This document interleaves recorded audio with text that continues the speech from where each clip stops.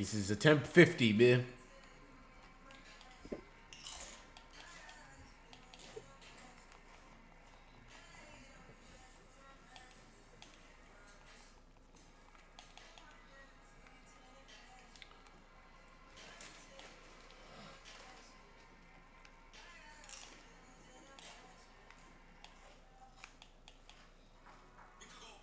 Dumbass. Oh, damn.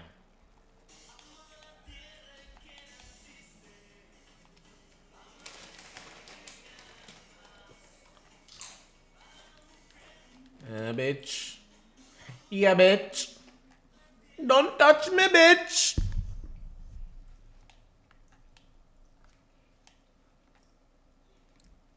Alright, man. Let's fuck these niggas up, man. Let me get better armor.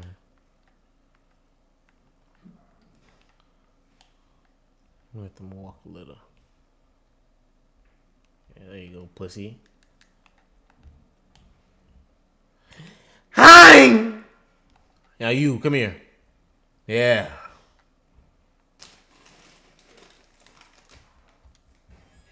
I'm gonna take one of these. Fire Force Season 3 will have 2 parts. What you say?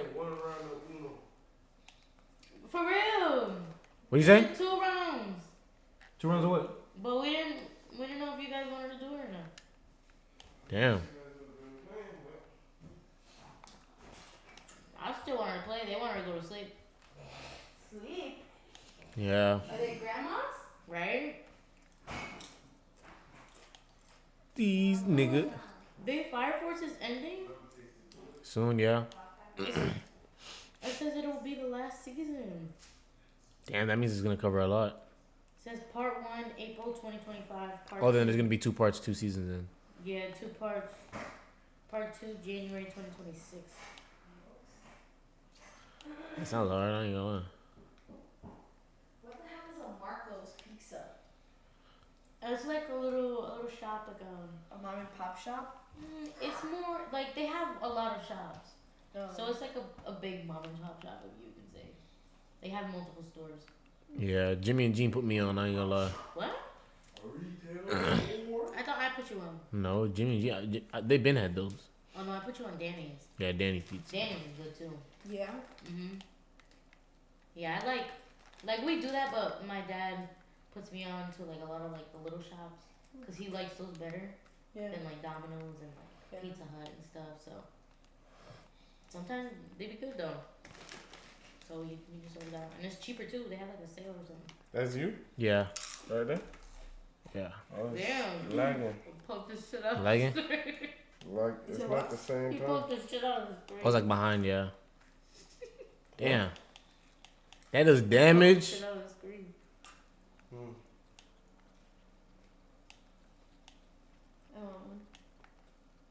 What?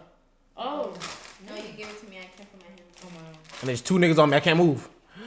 Oh! How many? Just one. You about to die. I'm about to die. This thing has 5 arms. When am I gonna get a time to combo in? Hey, get out of here, bro. Get me out of here. Call me pussy, man. Lord of mercy, chasing me. He can't come in. Wow.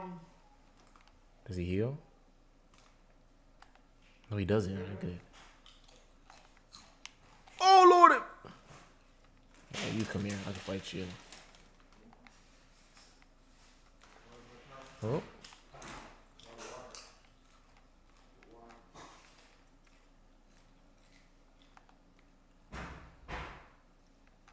I could just go past them. Nah, but I want to kill him. Then you saw this? That Jamaica is the only country in the world whose flag does not have the colors red, white, or blue. You did. What the hell? She's strong. Yeah, I am. Babe, look. Who can under? Damn. Ready? Come on. One squat. Do squats. Yeah, I was about to say that. Ready? How much you weigh, Jer? 3,000 pounds. $1,000. Just dodge for now. Let me lock on. You gonna cause her to drop you. I'm dodging. You trying to make me drop. I could be up there all day. No. I'm strong. I don't think I can do you. Yes, you can. No. You're weak, is what you're saying? I'm stronger than you? Or you. I weigh 1, maybe 27, 28. Of course. Wait, I didn't get on properly. Yeah. One time. What's up? Damn. Ready? Do a flip. Do a flip. Oh my god.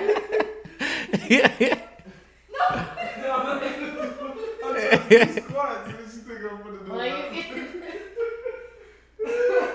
I would have flipped you. You think I'm trying to do a butt flip?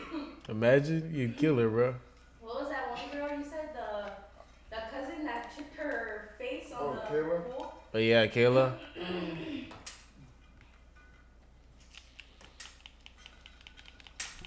He's one tap. I don't know how to do it. He's better than me, kid. What? Gay. Gay. What this is?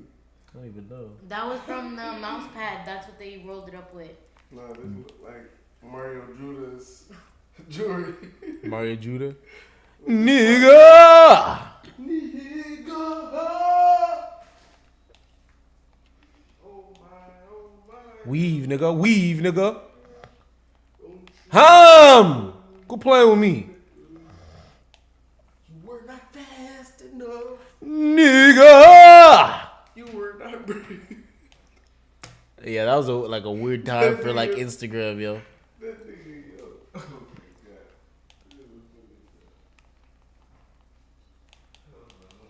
Like, bro, I can't even do that. Drink, nigga, drink! I give up.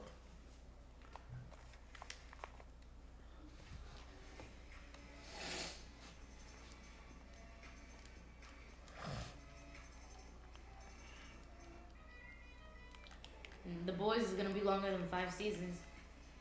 I feel like if they do keep adding more, it's just gonna drain it out. Cause we're on what, season 4? Yeah. Damn. And like, look right now. Right now, they're not dragging the story. I don't think they're dragging the story. But I feel They're like at a good level right now. I feel like 5 more seasons, they're definitely gonna be dragging it. Yeah. Maybe like 2 more, 3 more.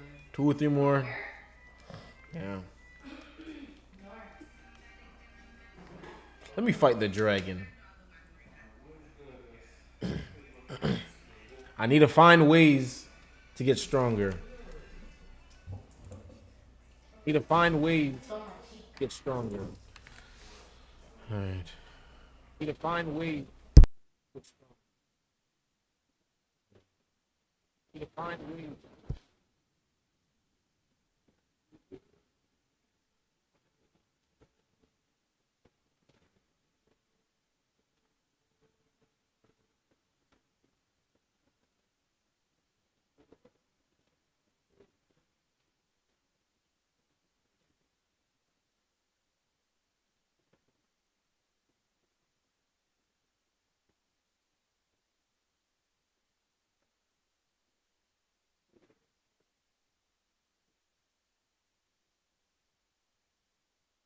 So my beautiful people, I am back with another Elden Ring video, and today I'm going to showcase you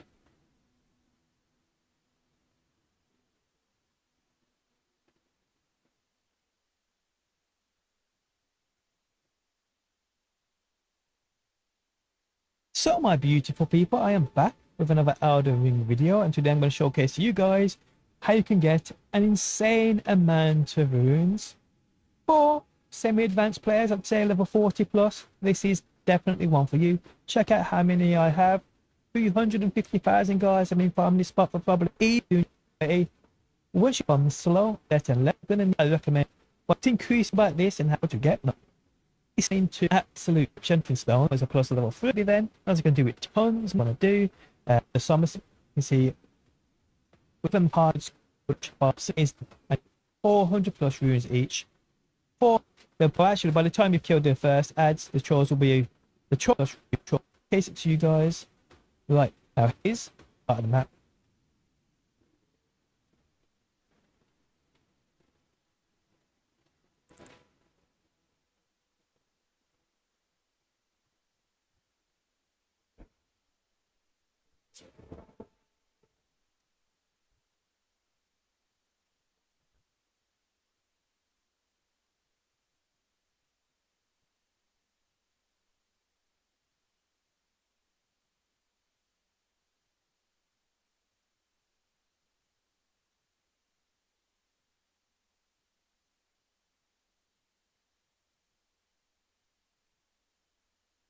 So like it or hate it, rune farming is here to stay, and if you need runes in Elden Ring, you are going to be looking for the best easy stations that are closest to them and most accessible to them at that given point. I've never been a huge fan of the glitch method, and I'm going to show you ease. And before we get into the video, if you guys have any ideas of, I can leave a War Master's Shack right here on the map, and if you head south, there's going to be a bunch of different storm giants there. Killing one of those storm giants, I believe, is going to net you about 1,000 runes, so this is a very good early game farm. It is a little bit of a challenge, but if you have a great ranged or if you can dodge their attacks, this is going to be very, very easy for you, and it can net you about 85,000 runes per hour depending on how fast you kill the giants and how fast you get back to War Master's Shack to start all over again. Now for your second early game farm, you can head over to the Third Church of America, and there's going to be a portal right behind that church. Take the portal and it's going to dump you out right here at your second farm. With that process, this kill all the vulgar militia at Farum Great Bridge Site of Grace, where you can start at the Bestial Sanctum, run all the way down until you get to the Farum Great Bridge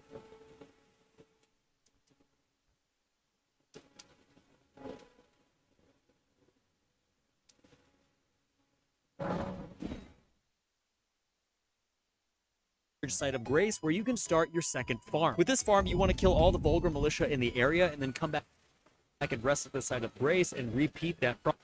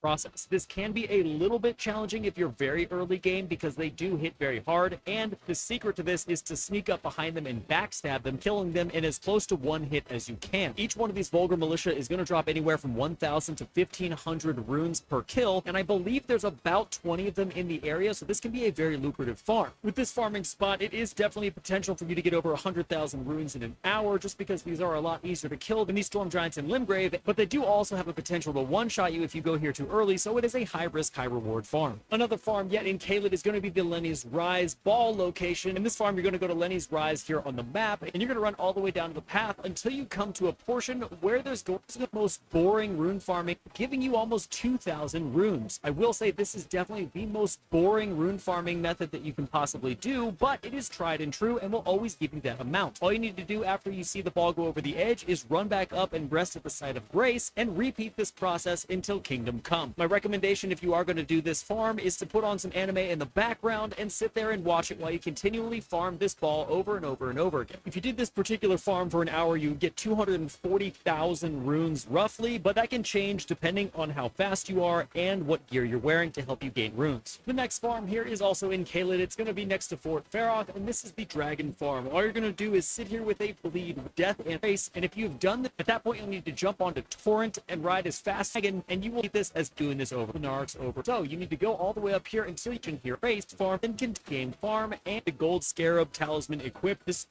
will help you out. Thousand all over is breaking down, boring off of the map, giving you pick for the way to land you if you rise.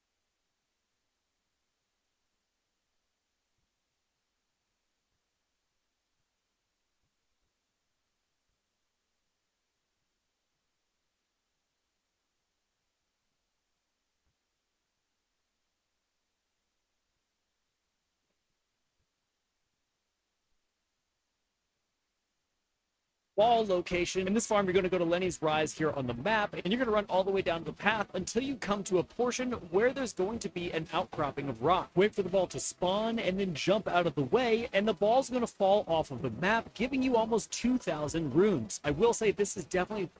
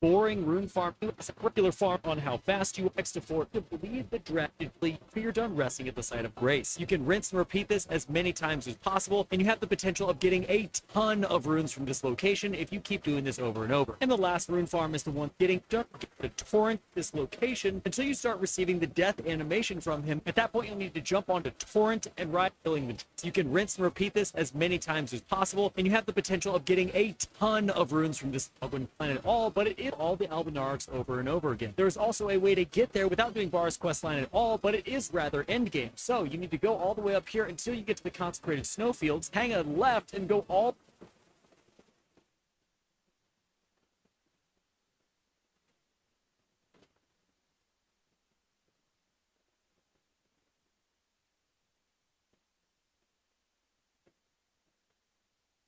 When you play through Elden Ring, you'll inevitably run up against bosses or areas that will humble you. In these moments, it's important to remember that these obstacles are often there by design. They do not block the path, they are the path. Through skill or creativity, or just by coming back later, you can overcome any obstacle in this game, and this video will give you all the tools you need to do so. Before you do anything else, you should try to master the basics of combat. At the core of combat. Next, let's talk about the proper flow of combat. While locked on with R3, keep your shield raised with L1. This will prevent damage from any attacks that are too fast for you to react to. As you block them, your stamina bar will be depleted, so make sure to drop your shield in between attacks in order to regain that stamina faster. Now, blocking fast attacks often doesn't deplete too much of your stamina, but blocking slow attacks is often a different story, and a lot of them can easily break your guard, leaving you wide open. Thus, if you think you can anticipate a slow attack or a series of attacks, it's often better to roll through them instead. Rolls have invincibility frames that nullify all damage if you press the roll button around the instant where you would have been hit. And while this is more difficult to do than blocking, avoiding damage in this way is way more stamina efficient than just blocking. Oh, and make sure that you stay below 70% equipment load as well, so that your rolls stay fast.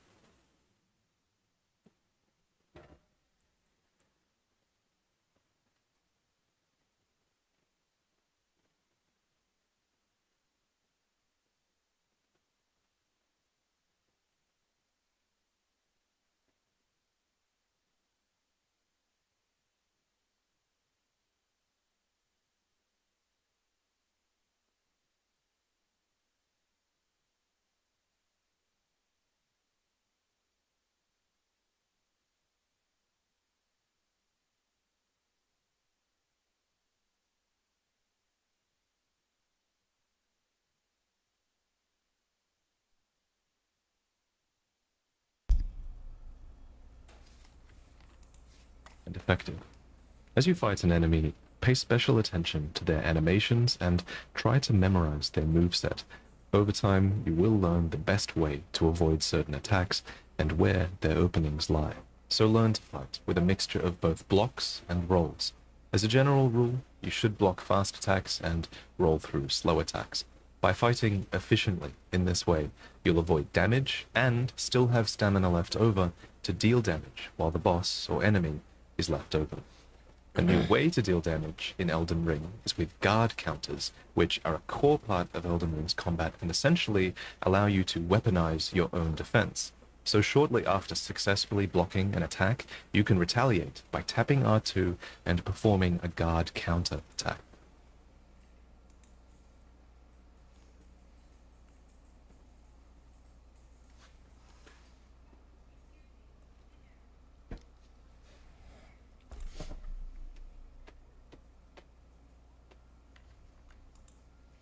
These counters are extremely good. They deal great damage, and many lesser enemies will immediately have their super armor broken, opening them up. Opportunity to safely perform one, extremely powerful. If you recognize an opportunity to safely perform one, you should. They deal great damage, and many lesser enemies will immediately have their super armor broken, opening them up for a critical attack with R1. But what is super armor?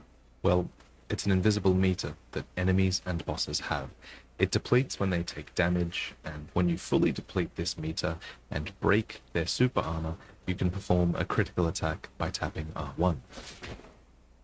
As a rule of thumb, any R2 attack will do more super armor. You can perform a critical attack by deplete this meter and break their super armor. You can perform a critical attack by tapping R1. As a rule of thumb, any R2 attack will do more super armor damage. Jumping R2 attacks do a lot, running R2 attacks are great too, but fully charged R2 attacks seem to do the most. Also worth noting is that super armor regenerates over time. Therefore, it's important that you continually deal damage to your enemies. If you sense a boss is close to breaking point, go on the offensive with your R2 attacks. Try to do a lot of super armor damage in a short period of time. Often, you'll be rewarded. On the other hand, if you're just looking to do consistent damage, well, tapping R1 is probably the way to go. R1 attacks generally come out much faster, want to prioritize damage over defense, and you can two-hand your weapon. The input for this is to hold triangle or Y and tap R1 or L1 to give you a new moveset. You will have more strength, more damage, more super armor damage, and you can often avoid recoil when striking an enemy's shield. So if your shield just isn't helping much with an encounter, consider two-handing for damage instead. Now, while you two-hand, you'll mostly be dodging the defense in this state. That said, it's worth noting that you can still block while two-handing, and while you'll take some chip damage because a weapon isn't as good as a shield is for blocking, it's still a good idea to block in many situations, or at least to keep your guard up, especially if you want to utilize guard counters. Another offensive alternative to two-handing is power stancing, which can be achieved by equipping two weapons of the same class, one in each hand. With this, you'll get access to a special L1 attack that utilizes both weapons. Just like your R1 attacks, your L1 attacks do a combo of strikes, and can be utilized in jumping attacks as well. Speaking of jumping attacks, they're incredible gap closers, allowing you to cover distance and cue an attack simultaneously. If an enemy is left open, and jumping R2 attacks are generally better if you want to inflict damage and posture damage. Your quick select bar. This way, if you hold down on the D-pad, you'll always shortcut to it instantly. At the top of the D-pad, you'll be able to cycle through your current selection of spells. New spells can be memorized at a site of grace. These spells will either be incantations, which must be cast with an equipped seal, or sorceries, which must be cast with an equipped staff. Cycle through to fight on. He dismounts you, but when on foot, L3 can be used for stealth. In this crouched state is crafting, which you can do as soon as you buy the crafting kit from Kale at the church for use. After a few hours of play, you should have accumulated a few recipe books to expand your crafting options, and if you've been hunting and foraging between bosses, then you'll be able to make a lot of great items. Pay attention to what material you realize you need the materials for something specific. The crafting page gives you hints of where to find specific materials, and most world materials respawn instantly upon resting at a grace, making them fairly easy to farm. Oh, and while you're at Kale, grab a torch to help you see in dark caves, and when you find one of Kale's fellow merchants on a beach southwest of the Church of Ella, grab a bow as well. Ranged weapons are excellent utility tools, allowing you to lure, poison, or sleep enemies from afar. There are two types of bow weapons, bows and crossbows, which use arrow handing the bow, dial in utility items like bows. That's a great bow. And in that situation, you'll have to reinforce your weapon, able to get most armor. That said, special armaments require other special shards, and to go beyond +3, you'll need to find an actual blacksmith. Alternatively, if you aren't happy with your shield, take a look at its stats. The most reliable shields are those that block 100% physical damage, but you can consider switching shields to suit specific encounters. The other stat you'll want to look at is guard boost. Higher guard boost means you'll take less of a stamina hit when you block. It's in caves and around the world before you upgrade it. Stats you decide to level at a grace checkpoint when you summon Melina and invest your runes with her. When you start the game, you'll have to choose a starting character. Some use magic, some have ranged weapons, and some excel in melee. But it's important to remember that your starting class does not dictate your build. You do. While each character's starting stats give them different strengths and weaknesses, you are free to build your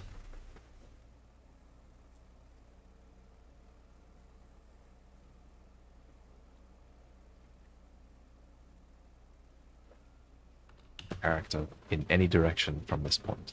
If you haven't settled on a build yet, then you can't go too wrong by just leveling Vigor for HP and Resistance, Endurance for Stamina and Equipment Load, or Mind to increase your focus points. But it's the other stats that make a real impact on your character archetype. Strength, for example, mostly affects your ability to wield heavy armaments, as well as your defense. Strength weapons are often slow, so being a lot more tanky will come in handy. Another stat to look out for is poise, which will raise as you put on heavier armor, and having high poise will often prevent you getting interrupted mid-attack, which is really good for slow weapons. Dexterity is the counterpart to strength, and it raises your ability to wield a lot of lighter armaments, boosting their attack power. It also softens fall damage, makes it harder for you to be knocked off your horse, and reduces the casting time of spells. Spells usually scale in damage with intelligence or faith. Intelligence generally boosts the damage of sorceries, while Faith generally boosts the damage and healing of incantations. Arcane is also a new attribute in Elden Ring. Intelligence generally boosts the damage of sorceries, while Faith generally boosts the damage and healing of incantations. Arcane is also a new attribute in Elden Ring, and it governs your discovery stat, which increases enemy item drop rates. It's also a stat that increases the damage of certain sorceries and incantations, and can play into the stat scaling of certain weapons as well. Every weapon comes with a default scaling, and your favorite weapon will really influence Ash of War to your weapon, which allows you to choose a more beneficial damage type and more beneficial scaling options for that weapon. Beyond their scaling options, though, Ashes of War can be used to apply skills to your armaments. Once applied, L2 will unleash their effects, and you can always see which skill you will perform with L2 here. To apply an Ash of War, be sure to pick up the whetstone knife in a cellar at the Gatefront ruins. After this will default to your shield's applied Ash of War, unless you two-hand your weapon, or use a shield without a shield's applied Ash of War options. Unless you two-hand your weapon, or use a shield without a special skill. These attacks are very powerful, and even require a small amount of focus points to use. Your FP is represented here in this blue bar. Hello? You know? What do you have to do?